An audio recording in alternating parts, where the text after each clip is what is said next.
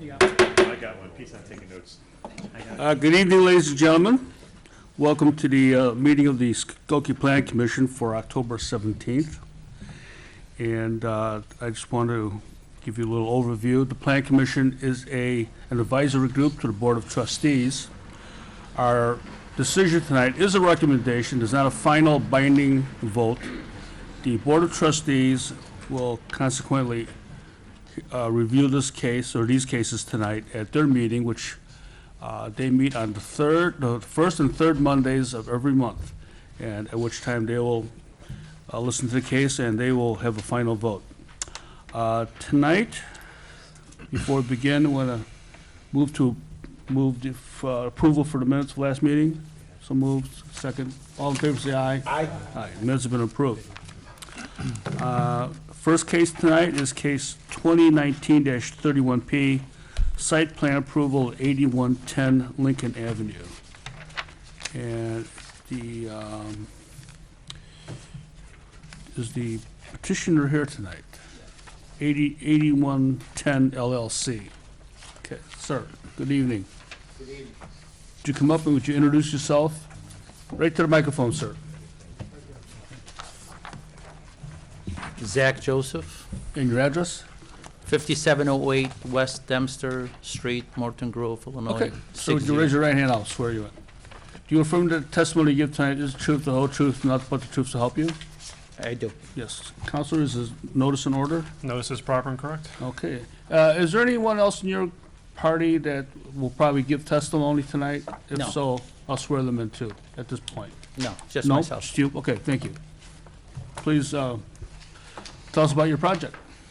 We are trying to get a site plan approval for a mixed-use building, which is commercial, about 2,200 square feet, and about 18-unit residential building. Residential's about 4-story high, commercial on the first floor, parking in the back, 3 stories above it, all solid brick building. And we're trying to obtain a site plan approval for that. Okay.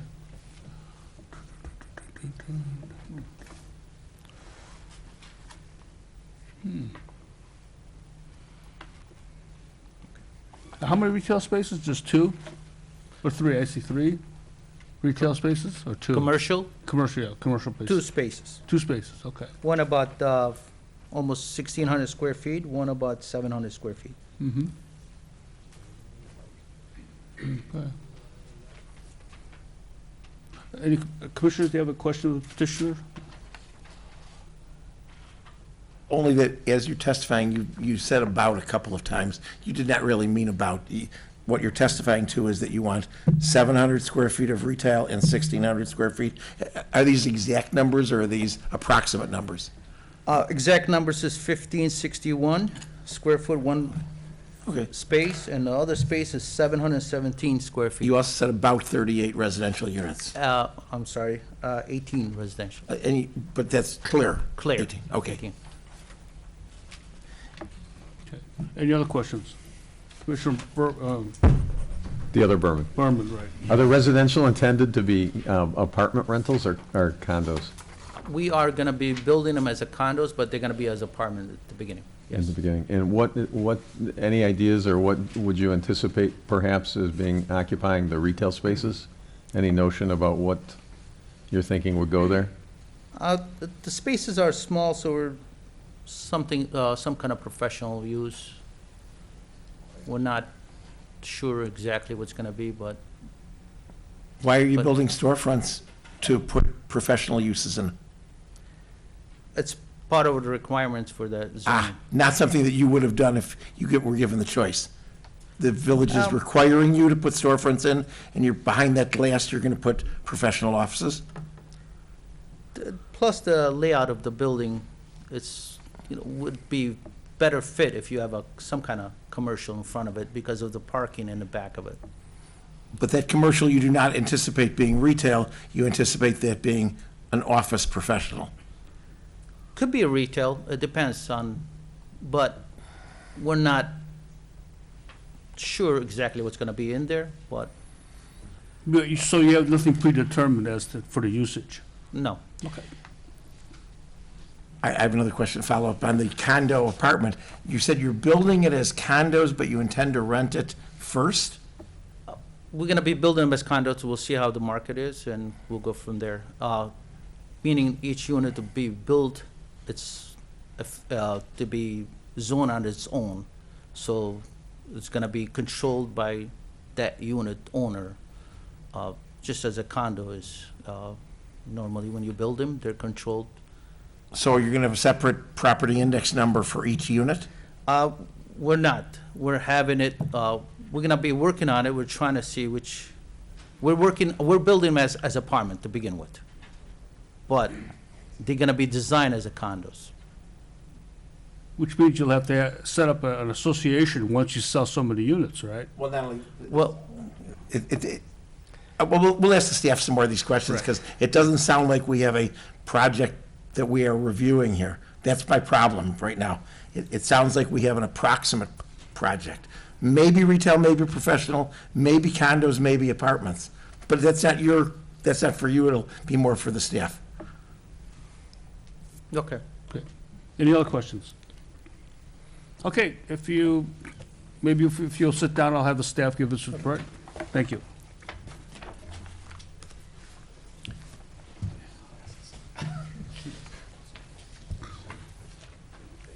You could stay there, Steve, and I'll point. Steve Marciani.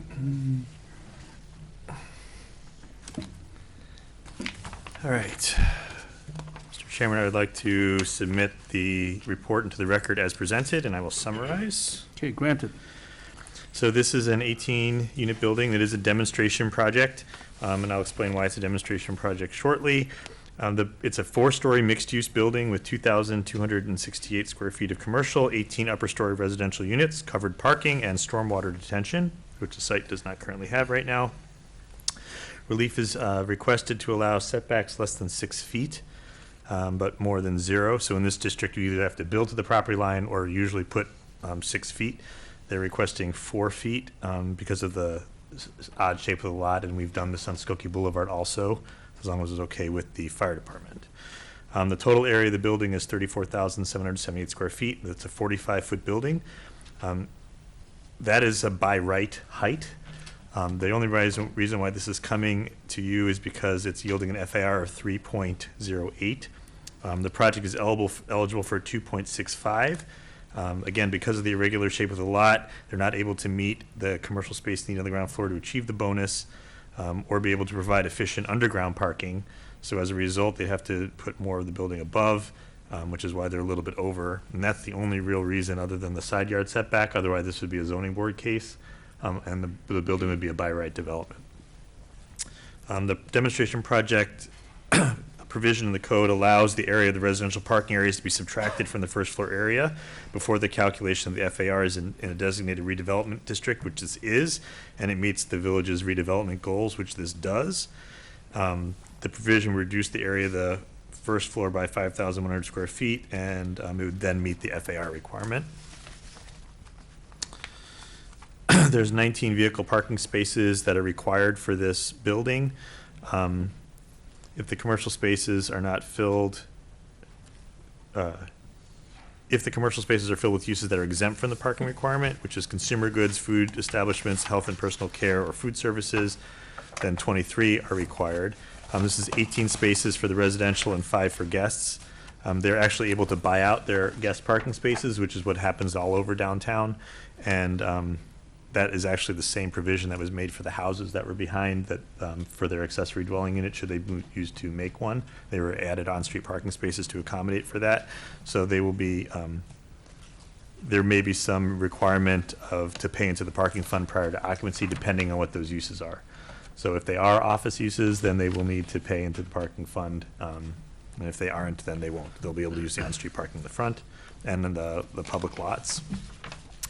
The guest space must be used only for the residential guests, and that's got to do with the American with Disabilities Act about whether or not there's a handicap parking space available. And that's the only thing with that.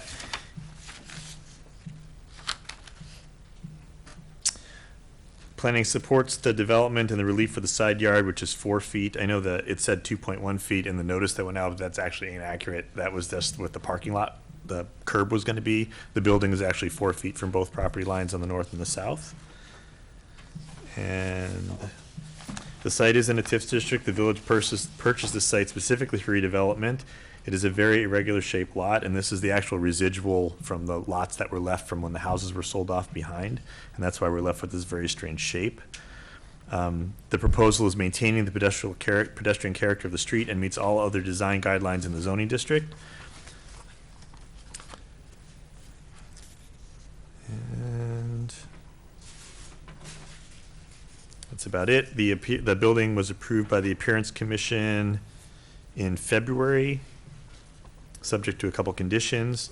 We are recommending that that the Plan Commission approve the one-lot demonstration project for the planned development in the CX Core Mixed-Use District, I think for a mixed-use building with covered parking and stormwater detention and relief from Section 118, 184A to allow a side yard setback of approximately 4 feet as depicted on the final approved site plan from the north and south lot lines rather than 6 feet, and that this be approved subject to the proposed findings of fact and the recommended conditions.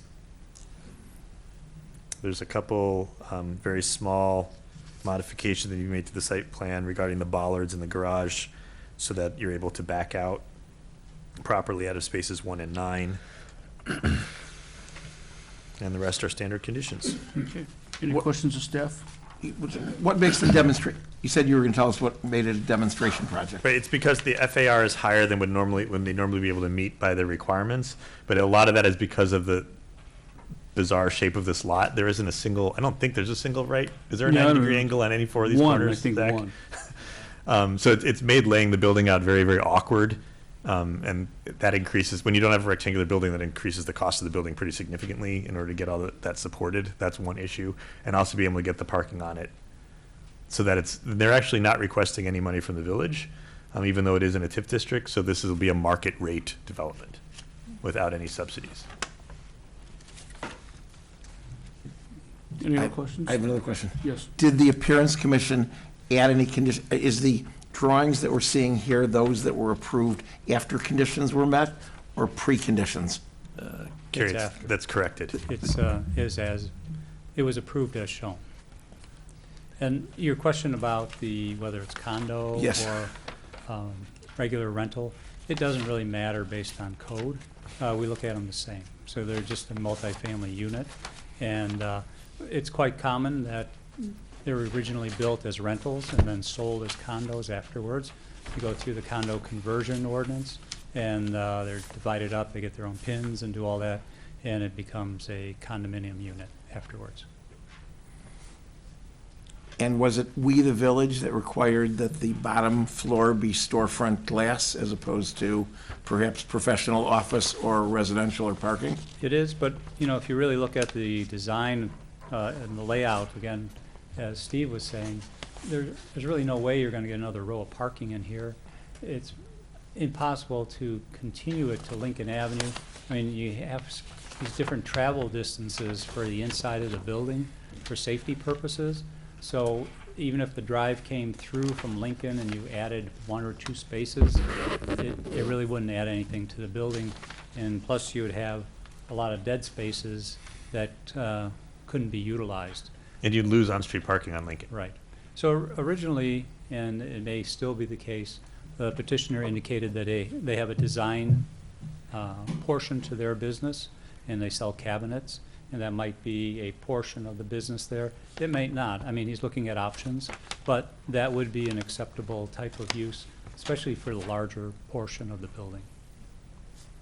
Mr. Quinn? Peter, can you show me the pathway for cars coming in and out of the parking lot? Yes. Too large here. So you could either come from the north or from the south. And if you're coming from the north, you can pull into these parking spaces. They're all under the building. Or you could come into the parking lot under the building. And these are 2 spaces that Steve was talking about. These are the bollards here that might interrupt how you back up. So these would have to be modified. but we still want this door protected here, so it might be indented or something like that to make it work. But these are all regulation-size parking spaces, regulation-size aisle width, and the alley is widened to make that proper swing into the driveway. And just to be clear, we're prohibiting commercial parking in the back, so there will not be commercial traffic in the alley. All the commercial will have to be on the street or in the village parking lot. There's Good. also a sidewalk on the north side of the building that goes the entire distance. So if anybody parks on Lincoln, they could walk through here and access parking spaces or go wherever, basically. Any other questions of staff? Yes, when you said you are restricting the back to residential, no commercial, with this quasi-commercial / professional use of the first floor, does that mean that that is not allowed, that professionals can't park there either if they rent it then for office space? Once we put a commercial parking space in the back, you have to meet the ADA requirements, so that space automatically becomes a handicap space. So that's not usable. Then you'd have to add an additional space after that. Many of the businesses in downtown don't, and they park we have employee parking lots, and then we have other parking lots, and there are some in close proximity to this location. My question is different. Are the number of spaces here only allotted to the residential above, and then none are allotted to any users of the commercial space, be those users That is- customers, employees, or That is correct. professionals? One space is required to be for guests and cannot be used on a regular basis by any of the people in the building. And then the other spaces they have to buy and put into the parking fund, like many of others. And that's how we develop parking garages and other additional parking lots for the area. And we will continue that program as we continue to grow. I think your question might be, or answer might be, that the commercial space is not large enough to require parking in the back. And so that's one of the things. So it gets to the point where the ordinance exempts certain amounts of new commercial and what it's used for. In that case, you would not need additional parking in the back. If we as staff did not require the builder to put this, what I think is inappropriate use of storefront windows on Lincoln Avenue at this point, with no parking, of course, attendant to it, making it even more difficult to rent, if we did not require it, would the developer have done something else with that ground floor use? Well, that option really wasn't given to them. But let me just show you here that My point, Peter, as you know, as I've been lobbying on other buildings, and that one around the corner that I think also we had the same problem with, I can't remember what street it was on, where we were forcing the developer to put ground floor commercial retail storefronts in where it was even less appropriate than here, and simultaneously saying there would be no parking for those people to rent that space. well, this is a little different. Here you have the Al's Bicycle Shop over here with storefront windows. We have the daycare center. Even though they don't have an entrance on the front, they have storefront windows also. So in this, it would be in keeping, and then you keep going south here, you have an auto use, and then you have the daycare center, and then you have an residential building with storefront windows. So it is consistent in this area. The other location where you were talking about, it was a corner lot, there was a residential next to it, that could be questionable. And there's public parking across the street, Right. like literally across the street. So we felt it was consistent. Okay. Any other questions of staff? Okay. Thank you, Steve. Thank you, Peter. At this point, is there anyone in the audience who has a question or comment on this case? Please come up. Come up to the podium, please. Now, there'll be a sign-up sheet there. If anybody wants a copy of this report sent to them, and also to be notified when this meeting go before the board, please sign up and we'll make sure you get a copy of the report and be notified. Yes, sir, could I have your name, please? My name is Arnie Cohen, Your address? 8109 Floral Avenue. Thank you. And? Question, why is there no entrance from Lincoln Avenue into the parking lot?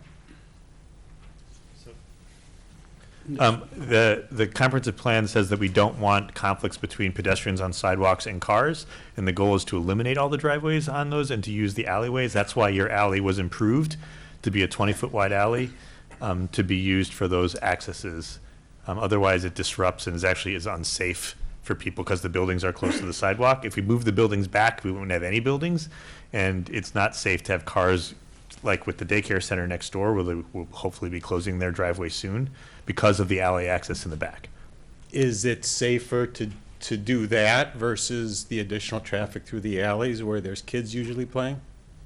Well, Well- there's a park to the north. I don't know what, So the answer is you don't know. the answer is that we take the responsibilities of people in the public way very seriously. We want people to walk back and forth. I don't know why children are playing in the alley. I guess they have the right to do that, but All right, so I asked a question, I'll repeat the question. Is it safer, how do you know what you chose is safer? Okay, So in one respect, I agree, it's safer for the pedestrians on Lincoln, but now you're making it riskier for anybody in the alley, for the kids playing in the But alley. all of your- wait. First of all, it's my position that alleys are used for utilities and for garbage pickup, things like that. They are not meant to be played in by kids. I It is not a agree. playground. I agree, but what's reality? You're right, reality is reality, but it is not a playground. I guess we So would have given to, reality, has the difference in safety been considered? I guess the issue would be that would we require all of the people who live in those houses to not use their garages because there's actually more parking spaces in the garages than will be in this parking lot? I mean, the other. Sorry, I didn't understand. Everyone who's parked in everyone in one of those houses also uses that as their driveway. And if you're making right. the argument that that is not safe, then should we prohibit the people from using their garages? The answer is no. The purpose of an alley is to be for the moving of vehicles and the collection of garbage and for utilities. You're twisting my words, sir. I'm just I making asked a the comparison. question, and the answer is you don't know. So I assume that it hasn't been studied. No. Okay. Is it going to be? Can it be studied? Is there any thought to it, or no? I think the point is it can't be studied because, you know. It I- can, I've- sure it can. You can count how many people walk back and forth and how many kids play in the alley. It's very easy. Well. Again, you every- can't, you shouldn't be playing in the alley. And, you know, every time I've been out Okay. there have been no children in the alley, so it's a very random I thing. drive through there twice a day, and there's kids in the alley. Well, Okay. Thank you. Anyone else? Would anyone else like to come up and comment? Or a question?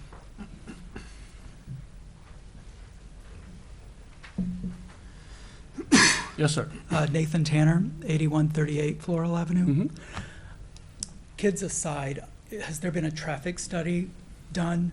18 cars plus the homes that are across the way to use that alley. It seems a little crazy and unsafe, and it feels like we're trying to pack a bunch of stuff in over here. I'm not sure why the building has to be 4 stories high. You've lured people into that neighborhood with this beautiful housing development, and now there's just buildings going up with very little, maybe there's thought, there is thought and consideration, but I'm just not happy with the thought and consideration that's gone into it. With all due respect, I do know that you are the developer that is in the other wedge. We haven't even seen the finished product of that. We haven't seen it completed. The facade has changed from the beginning, and my personal experience is I don't want to look at that facade sitting on my front porch, and it's changed from the renderings that were submitted and posted. So I guess that's my 2 cents. Okay, thank you. Please, anybody else? Anyone else, please, come up.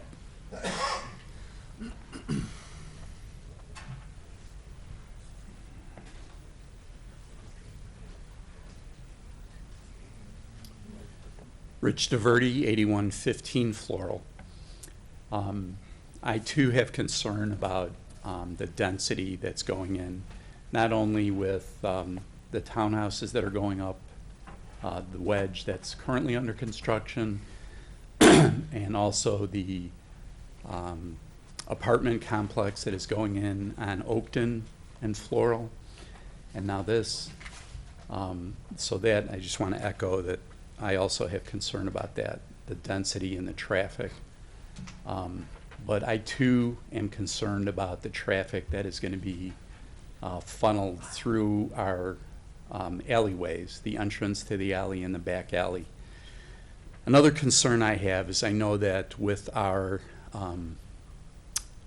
association, yearly it is our responsibility to have the sewer system in that back alley checked and okayed every year. With the townhouses that are going in next to us on Floral, and with this project, I'm assuming that some or all of water or, I'm not sure, I'm not a builder, water or waste or whatever's going into that is going to go into something that we are financially responsible for. And I just wonder if that's been taken into account and if we're going to be, if they're going to have their own system that they have to check and maintain yearly, and if they're going to be responsible for part of ours yearly. The sewer systems, the single-family homes were given a special right. We usually don't do it, and we allowed those homes to have their tank and everything in the public alley. It's not a regular thing, but in order to allow the development to occur, we allowed it to happen. So, and that drains to Floral, and you're responsible for maintaining it, your association, as you indicated. This building, on the other hand, will drain to Lincoln Avenue, and it'll have a vault under the building, and it'll drain to that facility. And same with the water service, it'll come from Lincoln, not from Floral. So it should not affect you in any way. And that is a storm sewer in the back. It's not a sanitary sewer. So it's stormwater going in there. Anyone else, please come up. Wait, there's one more thing. The property to the north, the townhomes, they are not going into that drainage system either. They have their own storm sewer system inside their parking lot. Is that correct, Zach? Yeah, so their storm sewer is in their common area that'll be between the four buildings when they're finally constructed. So that will not be adding into that stormwater too. Every new building we build actually reduces the probability that flooding will occur, because there were no storm sewers in any of these areas before, and we're adding additional storm capacity every single time we build something new. So that will improve with every new building that we get. Yes, sir. Hello, Larry Binder, 1158 Green Knolls, Buffalo Grove. I'm the owner of Al's Cycle Shop.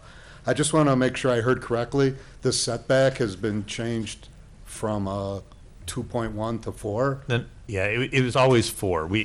When our associate planner wrote the legal, he saw the setback of the parking lot curb. The building is actually 4 feet from both sides. So the sidewalk starts where? There's going to be a sidewalk between? On the north, by your building, there'll Yeah. be a sidewalk running along there. So that'll be paved at 4 feet. Okay. So it's my property line, then this sidewalk, and it's then his building would be 4 feet from my property line, which includes the sidewalk. Your building is built right on your property line, correct? No, It's a little bit Little off. setback. Yeah, so there'll be a little setback, and it'll be from the property line to their building. Okay, thank you. This is the first I'm seeing of the building itself. So the building is gonna be built up above the parking lot? Correct. So it's gonna be 4 stories on the north and the south, not just the north, because the building isn't being shown on this parking lot drawing that you showed here today. I'll put it back. The elevation would be. Yeah. Right. We're gonna put the elevation up for you. Okay. It's facing in the wrong direction Okay. because it's too big. But, so your building is up here. Right. There's your 4-foot sidewalk all the way across here. Okay. And the setback for the building. So the building's here, the sidewalk's here. Okay, and so, but there's a building above Yes. this garage area. So this is what this is what it looks like on the south? This is the front, and this is looking on the side by Larry's house, cycle shop. Very nice. Okay, so this is the west side, so this would be on my side. This is the east side, yeah. This kind of, this is the front, this is your side. Right, This that's looks the like front. the back. So that's the, okay, so that's, okay, so west. And then what is north and south side? So this is north, you're looking at it on an angle, Oh, okay. Yeah, so that's what it would look like when you're looking at it. Okay, This is the south side facing the daycare center. okay, Daycare center side, north side. okay. Okay, thank you. Okay. Thank you.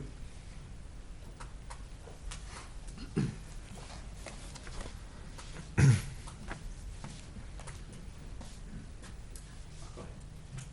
Hi, good evening. Hi, good evening. My name is Christine Anderson. I live at 8115 Floral. And I just want to make sure I'm understanding this. So there's going to be 18 homes there. And then there's 16 that are still under construction in the townhome development just to the north. So that's a total of 34 homes, right? 34 new parking spots of people that are going to be traveling in that alley, that alley that's behind my house at the moment. So I just wanted to verify that. So that's the case. So it's I just want to, I guess, reiterate to everyone here who may not be aware that there's still a site, 16 homes that are under construction that I don't think anyone's moved in yet. So we're not just talking about 18, we're talking about 16 that, you know, is currently under construction that has not happened quite yet. So that's a total of 34 new homes. And I have a couple questions about that. So I just wanted, so those are all going to be in the alley. Then how about the construction entrance? Where is that going to be for the trucks and everybody who's building the building? Is that going to be through our alley as well, or is that going to be on Lincoln? The petitioner's going to have to answer that question. Yeah. We haven't gotten that far yet, because when it comes to the building permit stage, then we look at staging and how the entrances are taken care of and things. But, Okay. and that, at this stage, it hasn't gone that far.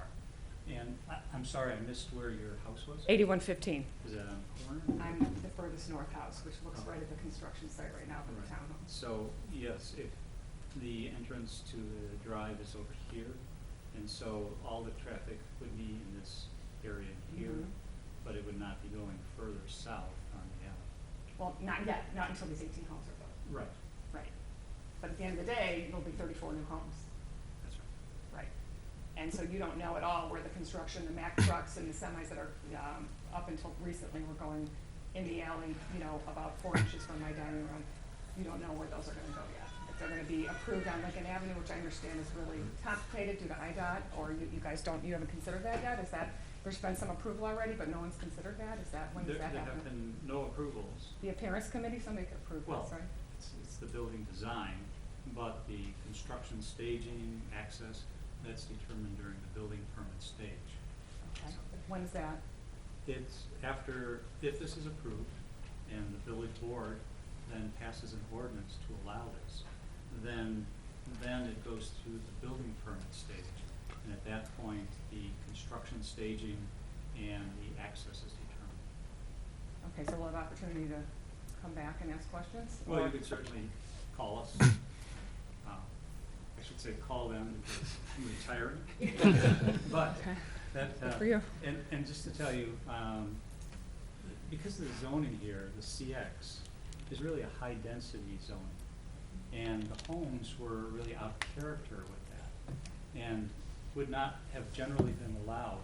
But because it was a unique idea and it was a planned development that could be combined with the area over here, we allowed something that we would normally not have allowed. And your property would have been as high a density as this, or even higher if it was combined together to allow a larger building. So you're kind of the anomaly, and this is what is proposed and looked at by the comprehensive plan, really looks at a larger building there. I know as a single-family homeowner, that's a concern, but it will not create a lot of traffic. And the previous question was also, did anybody look at it? We do have a traffic engineer, a certified traffic engineer on our staff, they've looked at it, and they had no concerns that it would overwhelm the use of the alley. And just so that everybody understands too, most single-family homes do not have paved alleys or improved alleys at all. This alley was intentionally made wider than normal. It's a 20-foot alley rather than a 16-foot alley. It was improved with hard surface, which is not what happens in Skokie. It happens in multifamily areas and in commercial areas. So we built a commercial-grade alley, knowing that these other pieces were going to develop. The density, the zoning that is in place, and the houses that are on behind this have this exact same zoning. Were there when you purchased the homes. It's a CX zoning, it's core mixed use, it's intended to be dense, and they actually allow up to 156 feet. So this, the top of this building is not much taller than the 3-story homes that are on Floral. It's just a little bit taller than that, less than a full story, taller than the houses that are already existing in your development.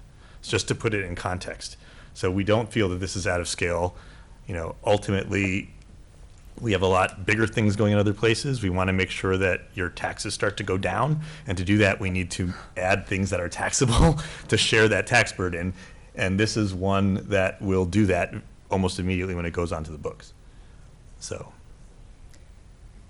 I have one more question. Just my understanding of the current project with the townhomes to the north of my house, whether those were supposed to be completed already, partially, or I'm not sure. But I guess I have concern. I don't know. Does anyone have an update on that? When those are, I understood that those were going to be already. Developer could explain, but I could Okay. tell you that there have been issues with IDOT. With IDOT.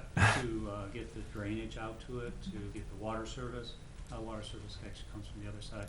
But to also get the storm drain that goes between the two sets of townhouses. So those things have all held up the project.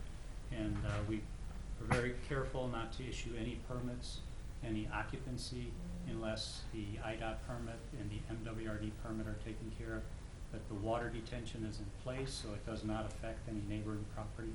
So all those things have held up the developer, rather than he could have built much quicker if those permits were in place. Yeah, Lincoln Avenue is a state highway, actually. It's controlled by IDOT. It's not a village street. Okay. Thank you. Anyone else?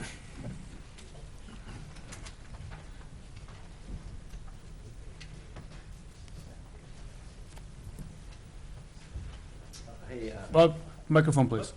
hey, Thank good you. evening. My name is Brian Morris. I'm at 8105 Floral.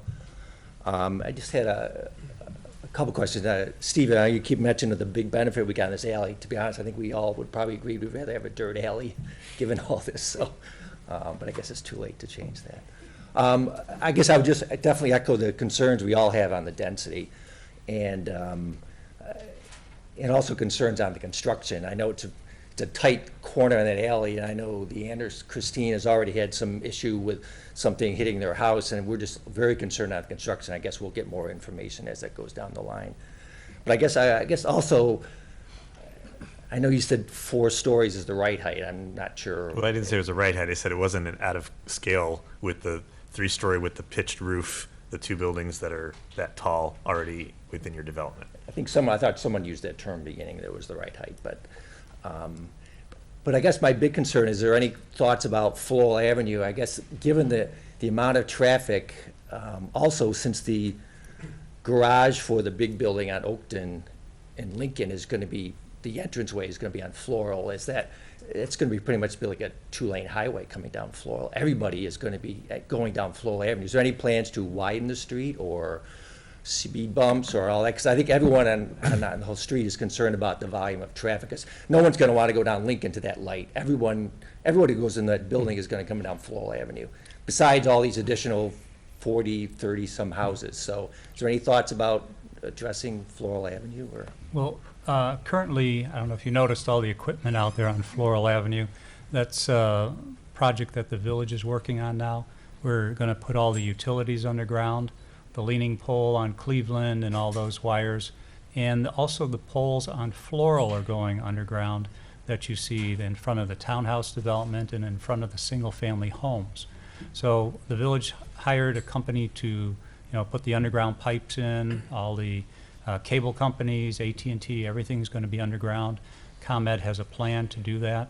And so once we get the tubes in, then ComEd will take down their poles and everything will go underground. And once that's taken care of, the developer here, he's paying for a portion of the street repair, and the Floral Homes developer, I forgot their name right now, Streetscape, paid into a fund. So we hope to have it done this year, but it won't because it's getting pretty late. But in spring of next year, the curb will be brought back somewhat. The pole is in the way right now. The whole street will be resurfaced. It's going to be ground down and resurfaced to modern standards. The lighting on the east side of Flora Avenue will be extended all the way through up to the park. So that'll be continued. And parking will be placed on both sides of the street, which will help the community there. And it'll also slow down the traffic because it'll keep it narrow and it'll make it work.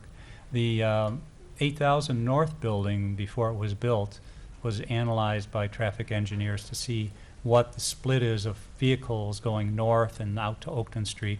And the number of actually going north is fairly small, you know.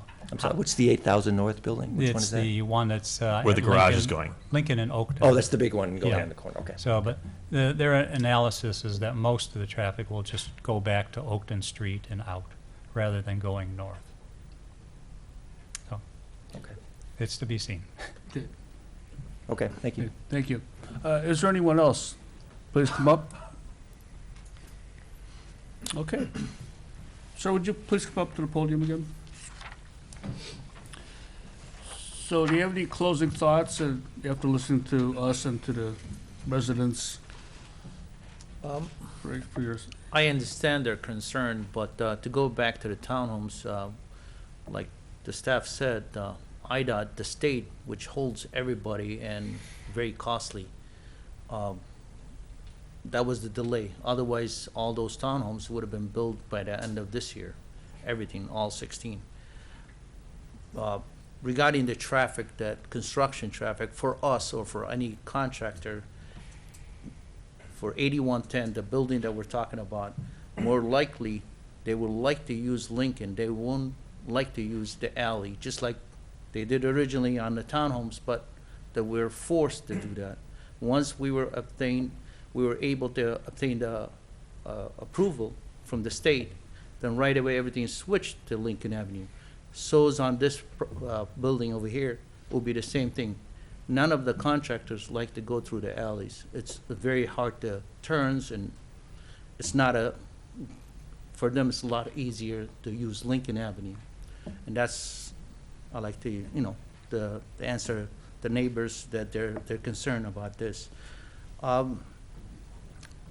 think the building itself is, I understand your homes and you're looking on a building, but just like the townhomes originally was designed for 65-unit apartment building originally when we came.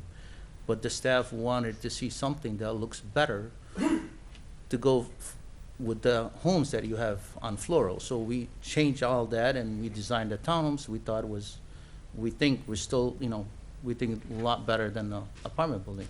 But in this location here, being on Lincoln, it's it's not a square, you can't do anything with that lot. And it's gotta be developed, it cannot be sitting there to benefit everybody. So this is the only design we can come up with and can make it work and make everybody happy. That's what I wanted, to add to this, so, good. Oh, thank you. thank you. Okay.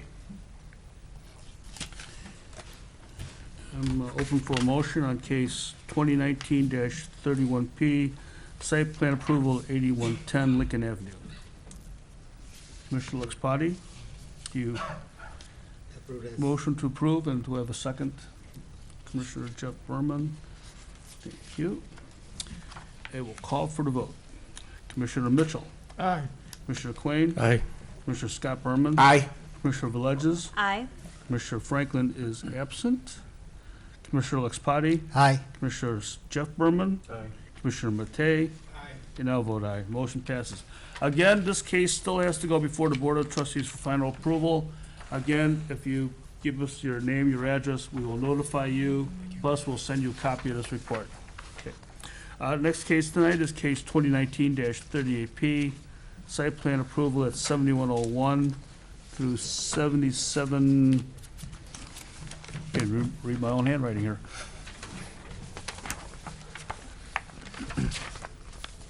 '39 and 7664 Lincoln, and also at 7801 Terminal Avenue.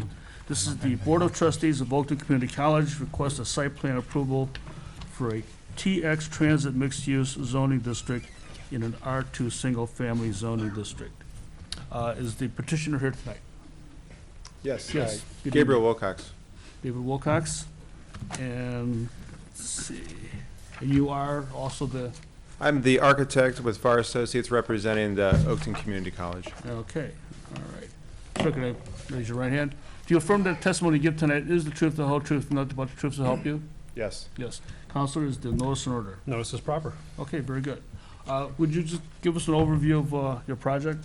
Yeah, so there was a large master plan phase to first look at the entire site and possible improvements, and this is a 10, 15-year master plan. So that's the big dream, the big vision of what this entire property and all its parcels could become. Due to funding, the college was able to provide funding for just the initial phases, and that would be the main entrance, mostly to improve safety and security, improve lighting, and landscape improvements. Part of that would also be improving an exterior cafe that is adjacent to the interior cafe space within the building, again, to improve visibility, lighting, and security. But that also is part of the kind of front entrance element. Those are most of the beautification improvements from the master plan that is mostly focused right around the Circle Drive area of the main entrance. Part of that process was also to link the two campuses better. There's a larger campus in Des Plaines and then this one in Skokie. The signage was improved at Des Plaines to again improve safety and security for the visibility of the entrances. And the current signs on the Skokie campus are old and out of date and out of warranty. We're proposing to replace them with new signs, a new ground sign at the main entrance level, and then a new canopy sign at the drop-off of the main entrance. And in order to install those signs, what we're proposed the design is to exceed the current height. We're maintaining the height. It's the area that we're increasing from 35 square feet to about 114 square feet of sign face. Okay. Any questions of the petitioner?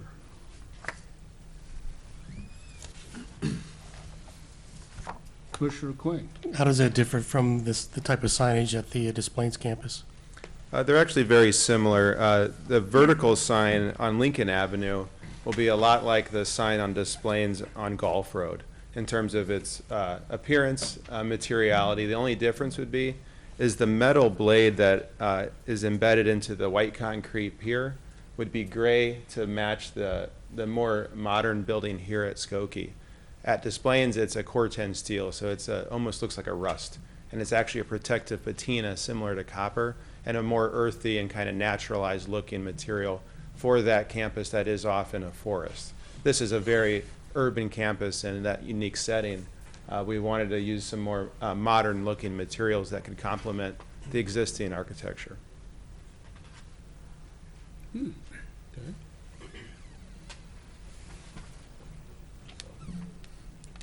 Commissioner Quinn? Could you speak to the parking lot and the landscaping in the parking lot? Yeah, so in the parking lot, we aren't doing any work within the parking lot, actually. We are doing a rim of landscaping around the outside edge of the parking lot because the cafe terrace that we're looking to improve, you might have never noticed it existed driving by because there's a large group of overgrown arbs that have actually crowded the sidewalk and sometimes pushed students into the street.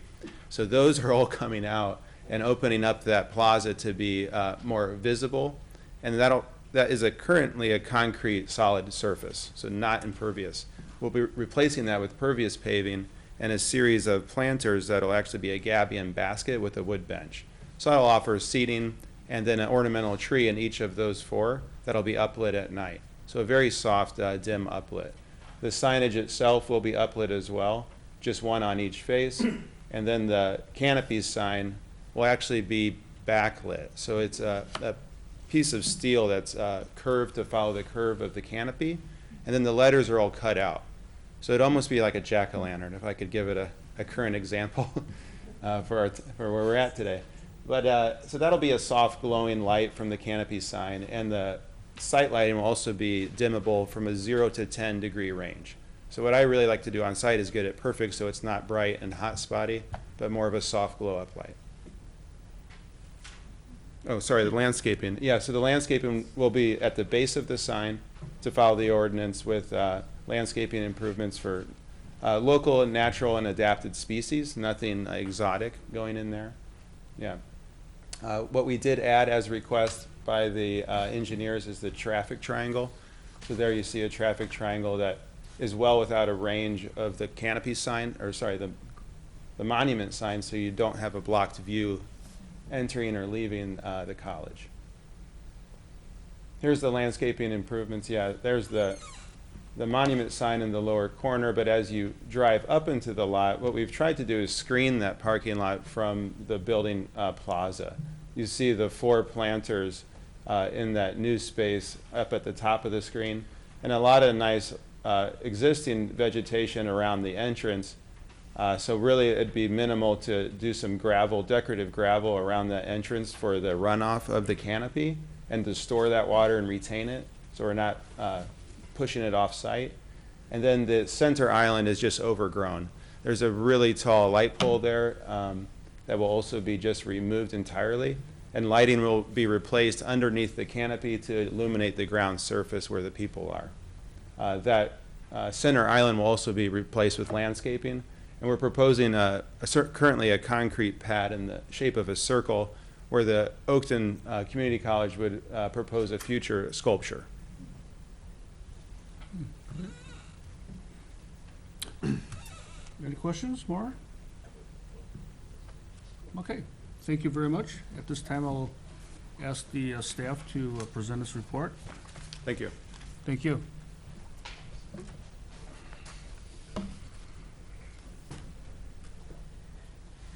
Okay, good evening. Good evening. I'm asking this report be accepted into the record as written. Granted. I think I said that twice, but we're here tonight for site plan approval. Since the site is 22 acres, it's greater than 1 acre, so that's why we're here this evening for the site plan approval. But it also facilitates obtaining relief from the sign code for the ground sign and the canopy sign mentioned earlier. Just a little context for the overall I guess, kind of master plan for the site. From a complete streets perspective, there are sidewalks surrounding the site. It has access to the Skokie Valley Trail.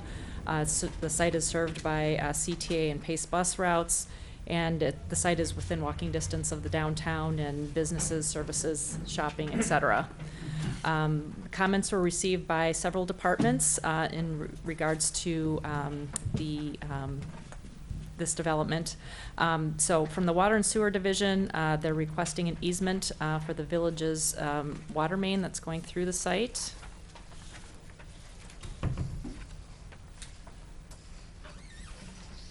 It's currently roughly through here.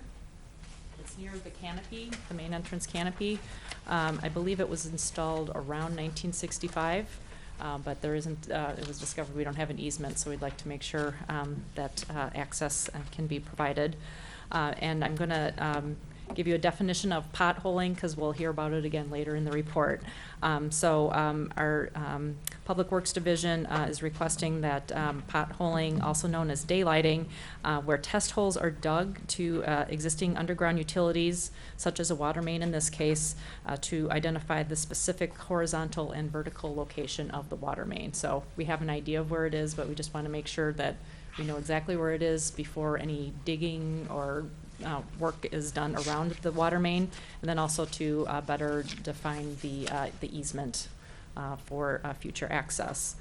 Our Civil Engineering Division wants to make sure that MWRD permit water permit and letter of determination and a paving permit are obtained prior to work.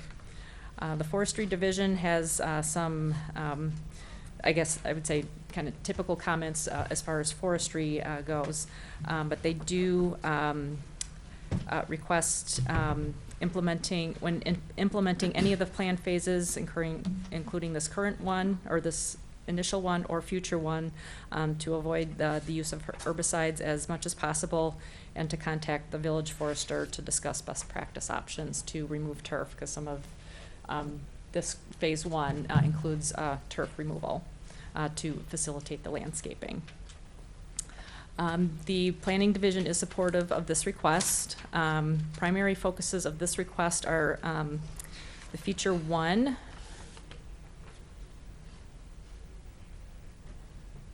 which is the main entrance,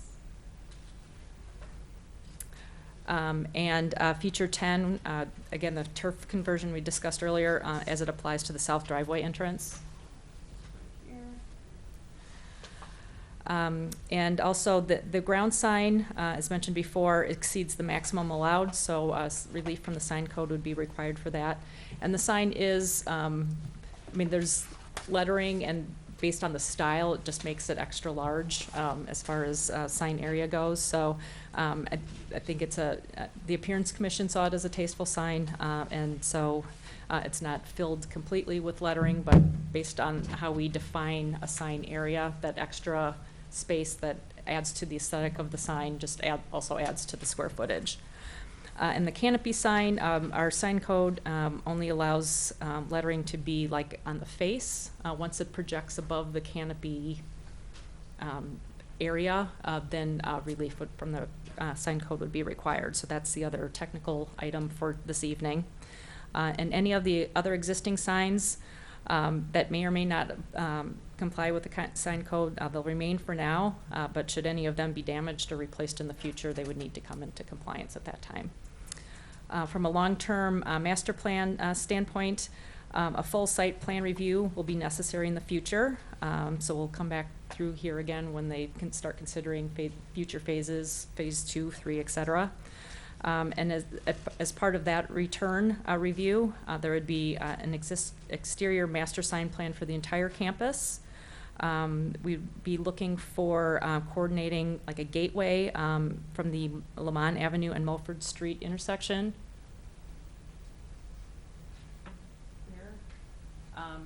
Through the parking lot to the building itself. Also balancing the evergreen and large shrub wind screening.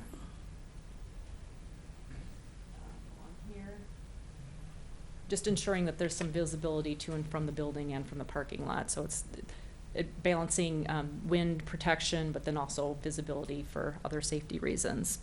And also, some of the other ones are standard items that we look for in the report. Number 7, the triangular portion of the public alley to the west of the parking lot. So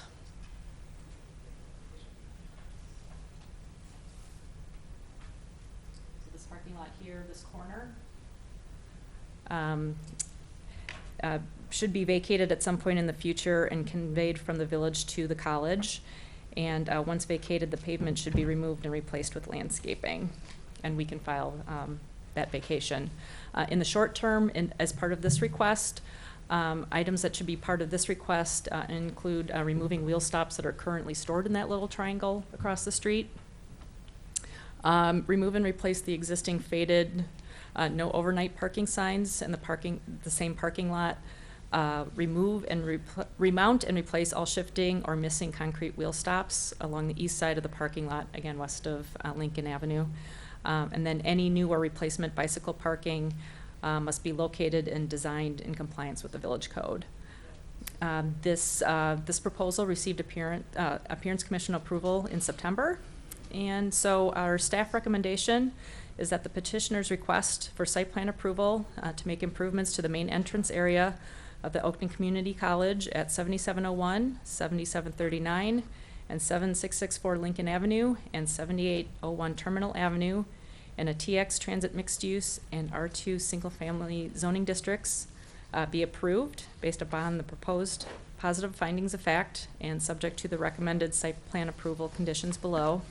And staff further recommends a relief from 82-27D2 to allow the ground sign greater than 35 square feet, or the 114 mentioned earlier. And section 82-22B1 to allow lettering to project above the physical dimensions of the canopy. Other conditions outside of the standard ones would be a pin consolidation for the pins listed in the report, provide an easement for the water main, conduct the potholing activity that I defined earlier, and for the turf conversions, contact the village forester for best practices for removal of the turf to facilitate the new landscaping. And prior to the implementation of future master plan phases, the petitioner shall address any outstanding preliminary plan review comments from case 2019-09R. That's a staff review report. And then also for site and use, prior to the issuance of building permits, the petitioner should submit a temporary pedestrian, bicycle, and motor vehicle circulation plan that's primarily focused on the work in the corner. For the work in the corner, the public sidewalk may be blocked for a period of time, but also looking at the site as well, making sure that the driveway isn't blocked so much that traffic might back out onto Lincoln Avenue. So just kind of thinking of the staging and construction activities to ensure flow to and from the campus. So that is it for my report. Any questions? Any questions of staff? Commissioner Matei? Carrie, I'm excited to see the project. The front entrance of the college can definitely use this improvement. My concern is related to the monument sign on the main entrance. I work down the road, that street to the north of us, which is access for the students to the north side of the parking. There are numerous accidents. The main entrance, not so much, because I think it has very good visibility there. Mm-hmm. How far back from the sidewalk will the new monument sign be?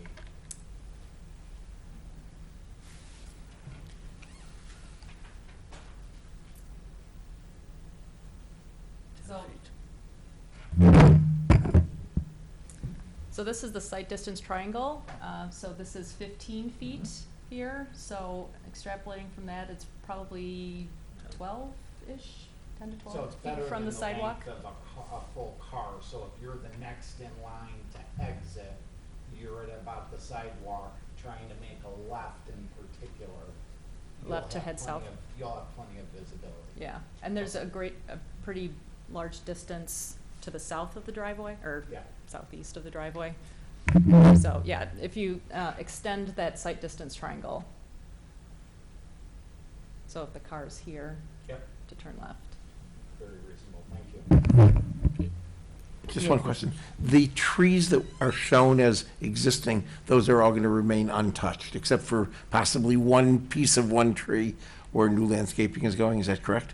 Yeah, so the landscape, and plus a few trees, based on the forester's review of, either exchanging them based on. I Health don't of know tree. The health of the tree would be a good generic description, yes. But that nice grove that I've always admired, mostly remains. Yes. Okay. So Carrie, maybe I didn't catch it. The landscaping in the north and south lot, especially the south lot, I know I'm seeing this drawing here that you showed up on the screen.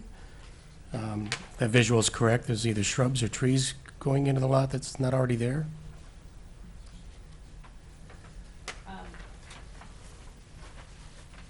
What you see here for the landscape plan, those are the focus of this current phase for landscaping. The master plan description did talk about additional landscaping, maybe transplanting some plants, yes. And then the 2-page description that went with that, that's kind of the current Because master plan concept. those lots are fairly barren. They have places for landscaping, but there is none.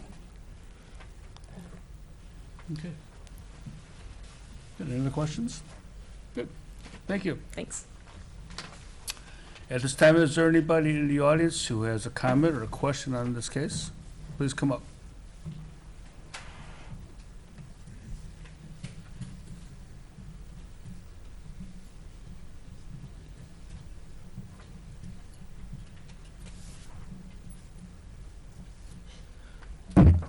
My name is Mark Kantrowitz. I live at 4951 Brummel Street, which is near the location of these changes.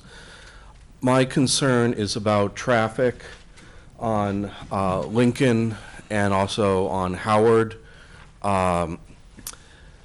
In particular, tonight when we were driving here, we exited from Brummel onto Lincoln and then headed north. We had to wait for 20 cars to pass in the evening. It was very busy, and the cars were speeding. It's a 35-mile-an-hour zone.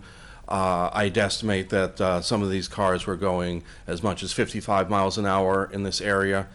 And also, when one is heading south on Lincoln to turn onto Howard, it's usually very challenging because, the cars are just traveling so fast, and there's no left turn arrow there to enable it.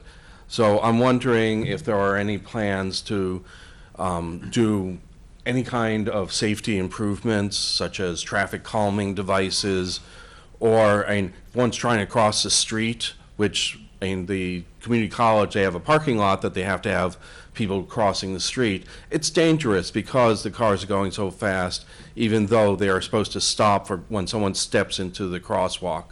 So I'm wondering if there are any plans to address this in any way, maybe traffic calming devices, signaling the intersection, doing a pedestrian overpass, or something to make it a safer area. Well, I believe it was brought out earlier in another case that Lincoln Avenue is not under our jurisdiction. It is under Illinois Department of Transportation. So anything that you mentioned will have to go through them. Right, but the community college is making changes to its driveway, which will presumably make it easier for cars to get into their driveway. And that, in turn, increases the traffic potentially. So there is the need to mitigate the traffic issues, which are already bad and will potentially get worse, not just during construction, but permanently. And some of these potential ways of mitigating are more expensive. Signaling an intersection is probably $750,000.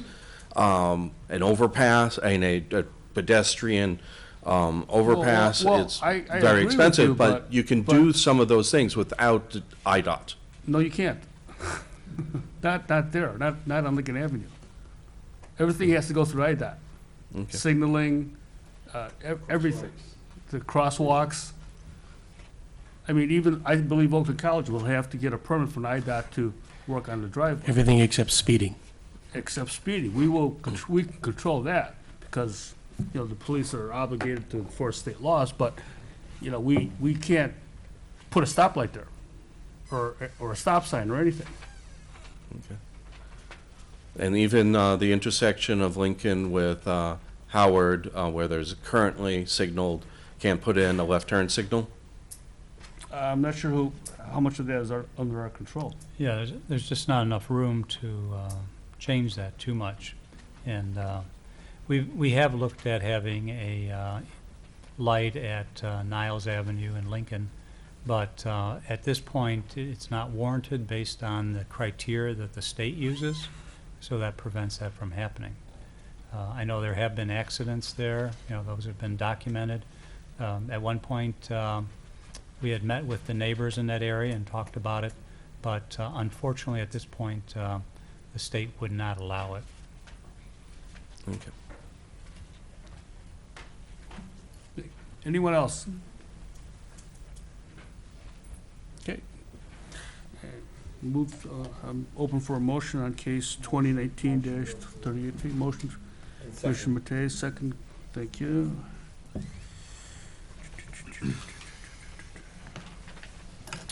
Call for the vote. Commissioner Mitchell? Aye. Commissioner Quain? Aye. Commissioner Scott Berman? Aye. Commissioner Villegas? Aye. Commissioner Lexpati. Aye. Commissioner Jeff Berman. Aye. Commissioner Matei. Aye. And I'll vote aye. And that, of course, is with the relief from the sign code. There we go. Okay. Next case is case 2019-39P, zoning map amendment 9328 through 9336 Skokie Boulevard. Is that correct? Yeah. And we've been waiting patiently, sitting back there. Quite a Good evening. Yes, Would you like to swear us in, or? please. How would you like to? Whoever is going to give testimony. Just in case you may feel. testify. Okay. You all affirm that the testimony you give tonight is the truth, the whole truth, nothing but the truth, so help you? I do. Thank you. And Good evening. for the record, you have your For the name. record, my name is Lawrence Friedman. I'm the attorney for the petitioner, the owner of the subject property. I'm with the firm of Ash, Analyst, Friedman, and Logan. My address is 77 West Washington Street in Chicago. Okay, if you would just kind of go over, give us a summary of the project. Well, very simply, this is just what we view almost as cleaning up a situation. This property is, as you know, Zone B1. The request is to rezone the B3, which we submit to you is much more compatible with the surrounding zoning and the surrounding developments. You see the B3 to the north, both immediately and further to the north, and also to the northeast and the immediate east. And curving around the south and the west, you have B2, which buffers the R2 zoning to the southwest. Just to orient you, the rectangular box, which is just above the B1, is the vacant car wash site. And my client owns that also, and the proposal would be this. Presently, the B1 site is multi-tenant commercial. It's going to continue to be developed in conjunction with the other site. We just feel that the B3 is just more appropriate. Okay. Any questions of the petitioner? I'll just say for the record that I spoke with counsel beforehand, the I'm notice sorry, is proper. forgot about the notice. See, that's why I have him here. He did a wonderful job, but my client sent that in and didn't complete it out correctly, but I did particularly talk to them last week, and they did do the mailings. Okay, thank you.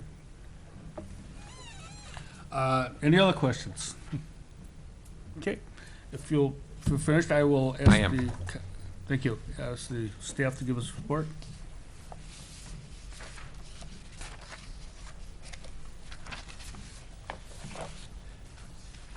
Hello. I'd like to request that the report be submitted into the record as presented. Request is granted. I don't have anything else to add. There's a history already of what the prior zoning was. Staff concurs that this zoning makes absolutely no sense at this location. As you know, we've been trying to remove this zone from the face of the map, and this will just aid in our quest to do that, and it's consistent with the zoning that's around it. And that's all I have to say. Any questions of staff on the rezoning? There is none. Thank you, Steve. Is there anyone in the audience who has a question or comment on this case?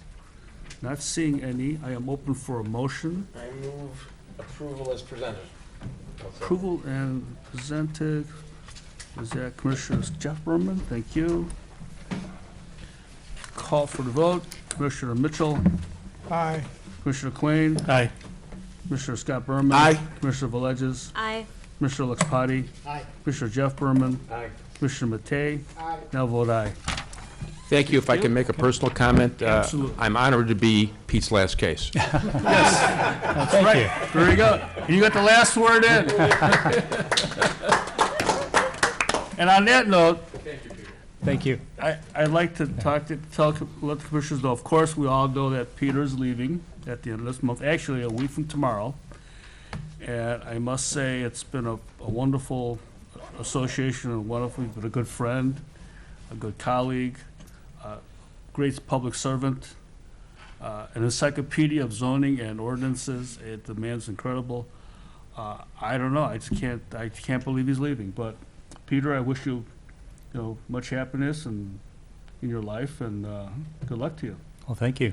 So, we open for comments from anyone else? Yeah, I would make a quick comment. Pete, there's life after work. And, Good.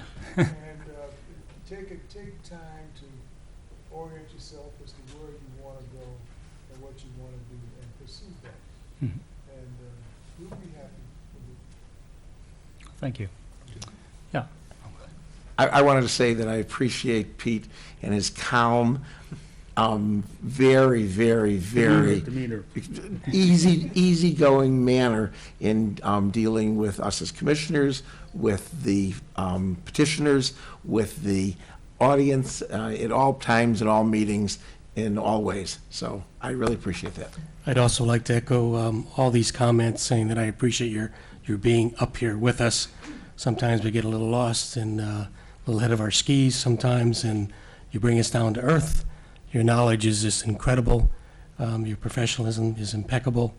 And also the calming nature. I mean, to tell us no, we didn't quite hear it as a no, but it is a no.